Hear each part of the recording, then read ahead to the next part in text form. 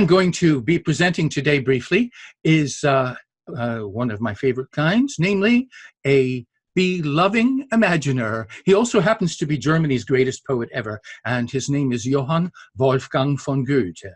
Goethe. We have a Goethe Street, or is it Goethe Street? Goethe Street in Binghamton, New York, in honor of him. What should I say about that? Goethe is Germany's greatest poet. He wrote Faust, Germany's greatest poem. It took him 60 years to complete. He was at one point stuck with a writing block in the middle of Faust Part 2, and something helped save him from that. And it was coming upon a new spiritual guide, a life Bible writer like himself, only one who had lived 500 years earlier. This is a poet of the 1300s, and Goethe is writing in the 1800s. So yes, well, about six more sounds like more like about. No, that's not right. Yeah, that's right. More like about 600 years. Anyway, what happened was that in 1815. There appeared on the European stage a new work, newly published, by the medieval poet Muhammad Shamsuddin Hafiz. And Hafiz collected works called Divan, just means an assembly. You know, a divan is nowadays a sofa, but originally it meant the council that would sit on the sofa, and it meant even more than that, any sort of assemblage or assembly or gathering or collection. It can mean an anthology. So the anthology by Hafiz that appeared in 1815 was the very first translation of this book into any European language, and the language chosen was German. The translator was Joseph von Hammer. In English, it looks like Joseph von Hammer. He is a genius of a metrist and musician, and it made an impression on Goethe. So this divan, or collection, was answered by Goethe, since this Persian poet from the Middle Ages became Goethe's new mentor. It was answered a few years later in 1819 when Goethe wrote, which I have translated, the West-East Divan, subtitled The Poems with Notes and Essays. He wrote 180 pages of notes and essays on Arabian and Persian cultural history from the point of view of the development of poetry, which I translated for the very first time ever into English, in Goethe's Intercultural Dialogues. And you see on the cover, we have Goethe here, and we have Hafiz down here. Goethe actually called Hafiz his twin brother. Since they're 500-600 years apart, it's a bit tricky for them to be twins. But in the spiritual world, we do not measure time in the customary material way. So this is the wonderful partnership that arose. Let's start with the first. It's not this first one, actually. The first one is a four-liner with an odd sort of reference that takes too long to explain. The second poem, Hegira, a reference to a journey of Prophet Muhammad from Mecca to Medina, giving it cultural context immediately, very clearly, is the real introduction to the book. So I'll read it right now. North and south and west, they shake. Thrones are cracking. Empires quake. I explain right now that the Napoleonic Wars are underway, and right now Napoleon is the strongest man in the world, inasmuch as he has conquered most of the European continent. To the east, to the purer east then fly, patriarchal air to try. I apologize for that, I didn't choose that word. Loving, drinking, songs among, Heger's will make you young. That's a famous Islamic spring of miracles. Loving, drinking, songs. So he's going to learn from Hafiz how to be a poet of a special kind, the kind he needs, the kind that will break the writing block, and loving and drinking. This suggests a very relaxed attitude toward life. It suggests enjoying yourself. And that's what made this book really quite surprising. It surprises readers even today, just how popularly attuned it is. There, In what is pure and right, generations I, with might, urge to depth of origin, where they from the Lord would win earthly worded heaven lore. They will rack their brains no more. Mine with shepherd lives will mesh at oases that refresh, when with caravans I wander, coffee, shawls, and musk up yonder. Every path I'll travel down, from the desert to the town.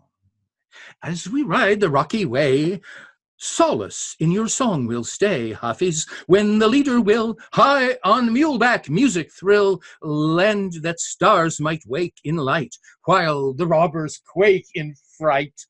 I'll in baths and taverns too, holy Hafiz, think of you, if my lovely lift her veil, fragrant hair shake, amber pale, poets lyric whispered loves, heat with sweet the houri doves.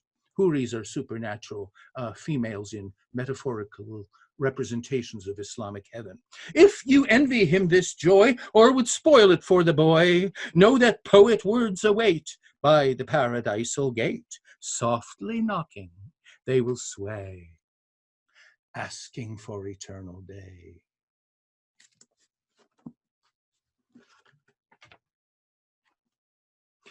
It's almost as if he were saying to his critics, I'm sorry that you swore at me. I'll write you up immortally. So now in the latter part of the book, since, of course, as a beloved imaginer, I love my mentors and my guides, my comrades, my friends, my collaborators, and spiritual pioneers. I have written this book, like almost all my other books, as an interview. Every time Goethe writes a poem, I write a reply, and this time I have tried perfectly to duplicate his meter that he just taught me. Heavy learning work I've done, many days a race have run, chasing footnotes in the dust. Goethe, what a wanderlust animates an aging frame. Loud resound your maelstrom name. Writing is an Eden wine, when in rhythm and in rhyme I felicitate a fest, zithering your life with zest. Trochees lighten any load when we quickly hit the road. I my work intent upon, labored wakeful till the dawn. Houris henna-fingered rise, dark and soft their widened eyes, shining with a skyey light, that my lines I may indite. Lightly lifted veils of mist by the whisper winds are kissed, then ascend into the sky, where the higher fountains lie, while the righteous in the shade spend the hour with houri made. Green around the dewy lawn that I duly walk upon, green the prophet's holy hue, offering an Eden view, jeweled in departing night as the shore of Jordan bright. Michael, ever nourishing all things living, on his wing bears a deep smaragdine field, formed of gems that mercy wield. He's been grave, though verdant rayed, since the day that hell was made. On the Sabbath of the world, when the dervishes have whirled mad the plants that dance around, newly sprouted from the ground, with Burak will you arise, Goethe, lightening the sky. Bit of flattery there. I picture Goethe rising up as Prophet Muhammad had done astride a supernatural, rather horse-like creature of pure white, whose name is Lightning, and which will bear him on his tour of the planets. So, I have two mentors, Goethe and Hafiz. I copy Hafiz too. I have actually translated a whole book of Hafiz. It's called Poems of Wine and Tavern Romance, a dialogue with the Persian poet Hafiz. And there's, of course, a wine bottle. Wine and tavern romance are the main concerns of poet Hafiz, as we'll discover. Now let's try poem 26 in the book, which is called Unbounded. What's unbounded? Unbounded are the horizons that Hafiz opens up to us. That you can make no ending makes you great. That you have no beginning is your fate. Your song turns round a star-vault heaven frame, beginning, ending, evermore the same, and the clear import of the middle part is present at the end as at the start. That's all rather abstract. Let me explain what he's saying. What he's saying is that he likes the particular form and plans to use it. The form that Hafiz uses inveterately, uses consistently in his poetry, which is that of what's called in English ghazal, or in Persian it sounds more like ghazal, so I'm told. It relates to gazelle in its delicacy and beauty, or for that matter, Giselle, if you want a woman's name based on the same thing. So, what's special about that is that it's made out of couplets, and usually all the couplets rhyme on the same syllable, sometimes the same phrase, so that when you start with a rhyme, you end with it, and it's all through the middle too. Of course, phrasing it more vaguely like this suggests an encompassing vision that unifies everything it contemplates. And of course, that's also quite nice to have. Of joys, you are the truest poet spring, that wave on wave unnumbered up will fling. Lips ever ready for a kiss, from ardent breast a hymn that flows. Throat eager for the drinker bliss, a kind outpouring heart that glows. So, poetry, love, and drink. Lips ever ready for a kiss, throat eager for a drinker bliss. Should the whole world to ruin sink, Hafiz, with you alone I'd vie. Desire and painful moan, we'll share them both. We twins have grown. That's pretty astonishing, really, in every way. To be like you in love, in drink, my pride, my life in this be shown, let it be shown. My song, your fire's unique to you. You have united old and new. He just congratulated himself in the last two-liner there for writing such a super poem. You know what that is? It's still another tribute to Hafiz, because Hafiz does that all the time. So, Unbounded. All right, so wine and love. Let's try wine first, and then we'll do love. This book has 12 parts to it, and one of them is called Book of the Cupbearer.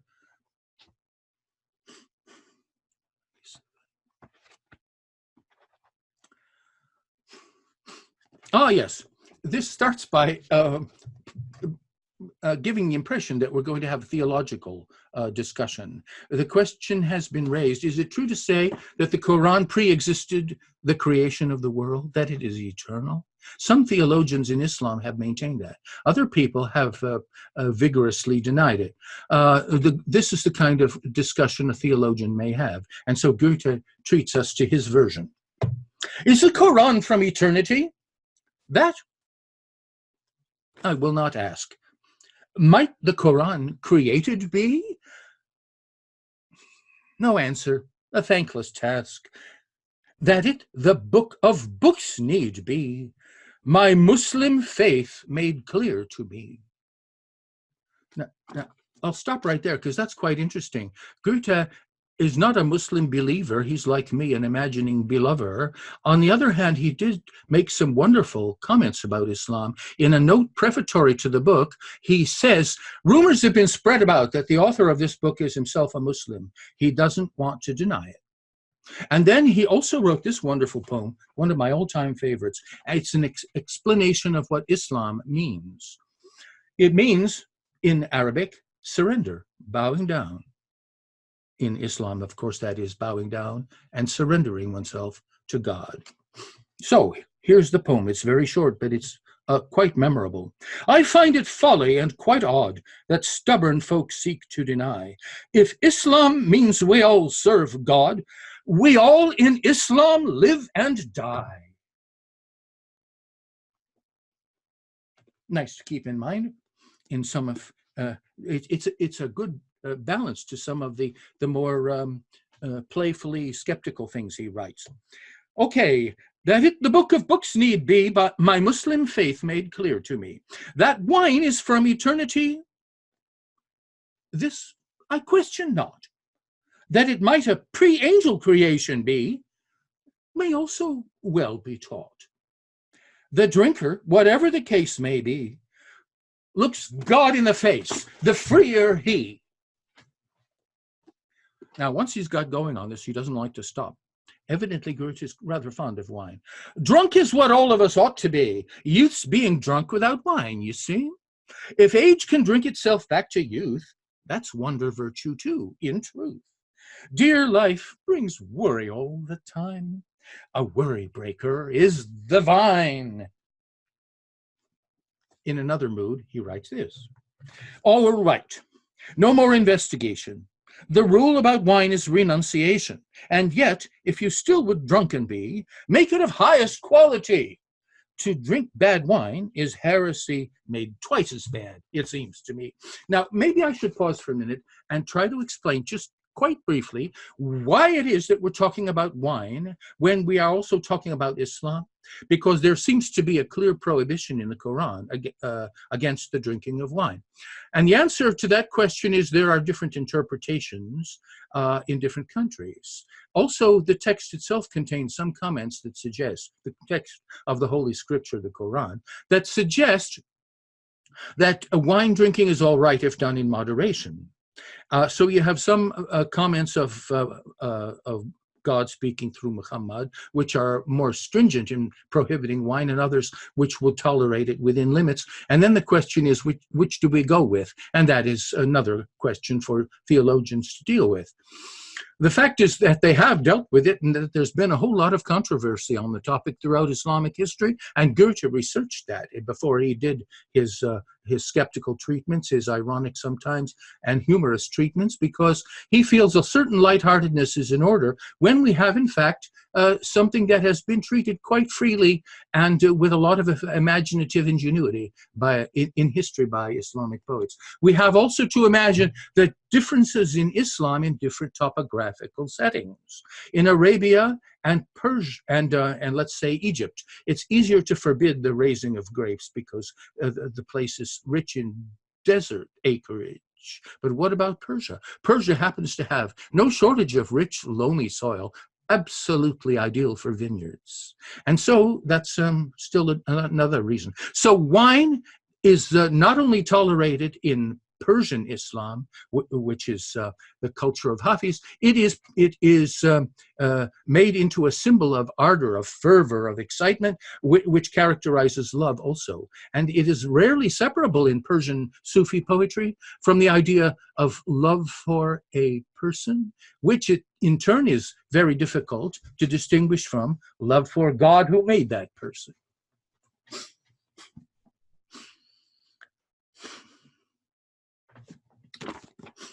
Okay, maybe another short one. They're a lot of fun. So long as you're sober, there's no delight. Becoming more mellow, you know what's right. But then there's the question of extra drink. I'm curious, Hafiz, what you might think. A middling opinion I'm thinking of. If you're no drinker, you shouldn't love. But drinking isn't enough, I think. If you're no lover, you shouldn't drink. Well, now let's try this one. This is a dialogue between the poet and the tavern waiter or cupbearer. Cup boy, come, another cup. You've already drunken up. They'll insult you when you're drunk. Have you ever seen me sunk? Look, Muhammad Bandit. Darling, no one's listening, let me tell. I won't pester you with questions. When you speak, I listen well. Here, let Muslims, all the rest, be soberly prostrated. He, in zeal, the holiest, alone intoxicated. You get it? The thesis is that Muhammad forbade the drinking of wine because he wanted to be the only one that was drunk. Now, that's a risky kind of a poem to write because it's not, there are plenty of Muslims who will think it not quite so reverent as it ought to be. And then in addition to that, it seems to be a homoerotic love poem. And that would tie in with what he learned from Hafiz. It's time maybe to read a poem by Hafiz. Shall I do that? I've translated plenty of them, 103, and of course, in my beloved imaginer way, they're interviews. So every time Hafiz writes a poem, I write a reply. Here we go. This is only half a page. It sums up a whole lot about Hafiz. I, if the youth from Shiraz took my heart in his hand, for his beauty mark would bestow Samarkand and Bukhara. Taverner, hand me the wine, for in heaven you'd vainly be seeking Roknabad's flowery bank or Mosella's. Woe for the rogues with enticing black eyes and with gestures endearing, rob all restraint from the heart, as the Turks do. Love, when ungratified, doesn't require all the beauty my friend has. Faces alluring will need no adornment. Stay with the poet, the goblet, and seek not the things that are hidden. No one has found them, and no one will find them. Joseph's in ravishing beauty explains the enchantment of loving. Love rent asunder the veil of Zuleika. Heed my advice, be aware that a youth of a high, noble breeding treasures the reverend words of an elder. Ill have you spoken? Forgiven. 'Tis fitting the ill had been spoken. Bitter goes well with your lips and their sweetness. Hafiz, you've lined up your melody gems there, the beads on a necklace, Pleiad-like, worth a bestrewel in heaven. Haven't I told you, in Hafiz, you've got to end with a delightful flowery compliment to yourself? It keeps you going, particularly in those times, troublesome times, worried about and sadly lamented by Hafiz, when with regime change, the wine police are remustered as they had often been before. When that happens, all the taverns close, and it's not good for Hafiz, who likes to show up at 11 o'clock in the morning. If they don't open promptly, he bangs on the door and says, "And what good is a tavern if it's closed?"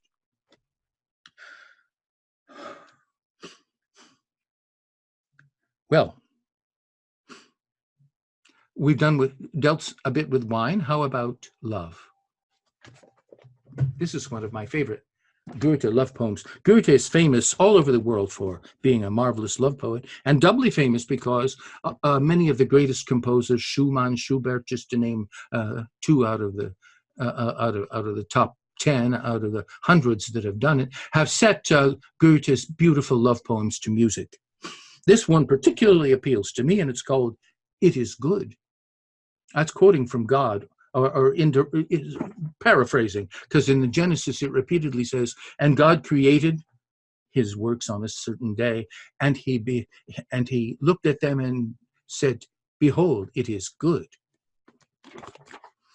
One moonlit night in paradise, Jehovah found in slumber deep Adam. Behold, he gently lies with Eve, who'd also fallen asleep. There, in the limits earth affords, the best inventions of the Lord's. Good, he proclaimed with praise-filled heart, and would not readily depart. Goethe wrote that with 3 exclamation points. No wonder, then, we are entranced when freshly eye and eyes enhanced. Our souls seem to have gone so far to be with him whose thought we are. And if he call us, that's our task, but only both at once, I ask. Within my arms you softly rest. Of all the thoughts of God, the best.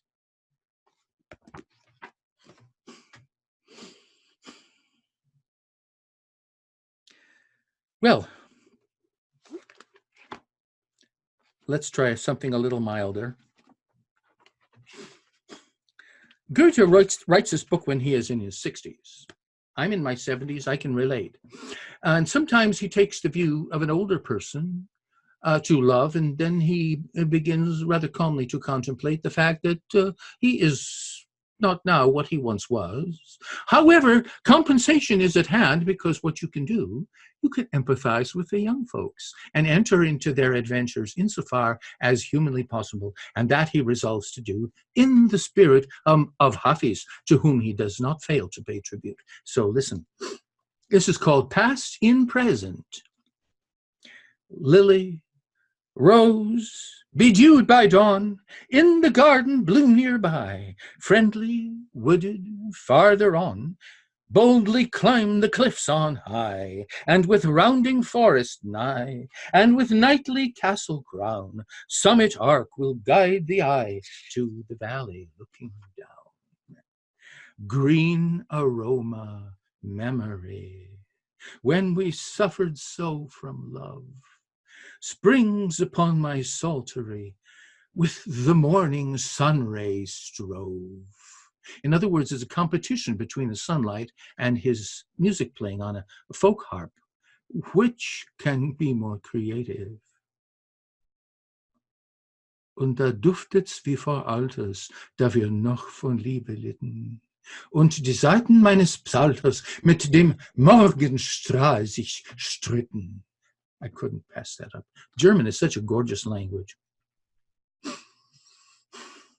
With the morning sun ray strove, when the hunter songs undwindling, full in rounded tone were heeded, sound refreshing and enkindling, as the heart deeps wanted, needed.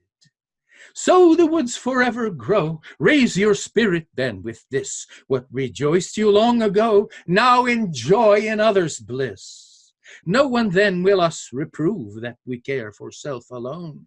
Now wherever life will move, blending in the merry tone, and by our singing borne away, we're with Hafiz, genial boy, the perfection of the day, with enjoyers will enjoy.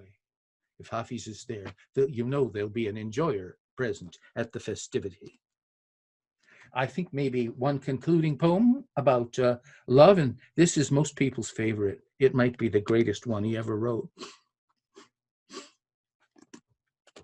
This one embodies a principle incorporated from the practice of Hafiz and all the Sufi poets, and that is to make no distinction. This is a methodological principle almost, it seems to me. It is so pervasive. No distinction between the person you're in love with and the God that created that person. Because isn't it through that wonderful person that you come to know how wonderful God can be? In the poem, It Is Good, right? We're talking about the best inventions of the Lord's, and of all the thoughts of God, the best. That's the lady friend, isn't it? So similarly here. Now, the precise parallel that's drawn is that if God has, as indeed he does, 99 names in the Quran, and if we learn about God from the lady friend, doesn't she deserve at least 99 names? How about 999 names? This poem is called, it doesn't have a title, I'll just start it. You in 1,000 forms yourself may hide, yet all beloved, I acknowledge you. Covered with magic veil you may abide, all present one, yet I acknowledge you. In young pure striving of the cypress trees, all beauteous grown, straight I acknowledge you. When the pure channel waters flow with ease, then all alluring, I acknowledge you. You notice this is the all-in-one start. You start with hide. No, you in 1,000 forms. It's all about telling about you, but then you end every quatrain with yet I acknowledge you. That's exactly the ghazal style of repetition in each stanza unit, which we learned from Hafiz.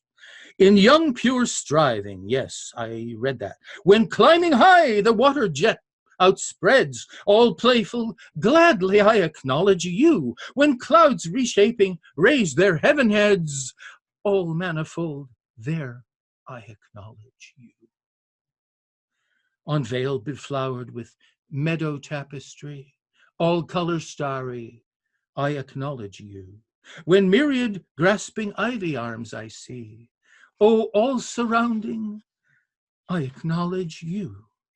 When morning kindles on the hills and downs, all clear, serene, I greeting send to you. And when above the heaven softly rounds, all heart expanding, I am breathing you. What I with outer sense and inner know, you all instructive, I but know through you. And when through Allah's 100 names I go, from every one an echo name for you.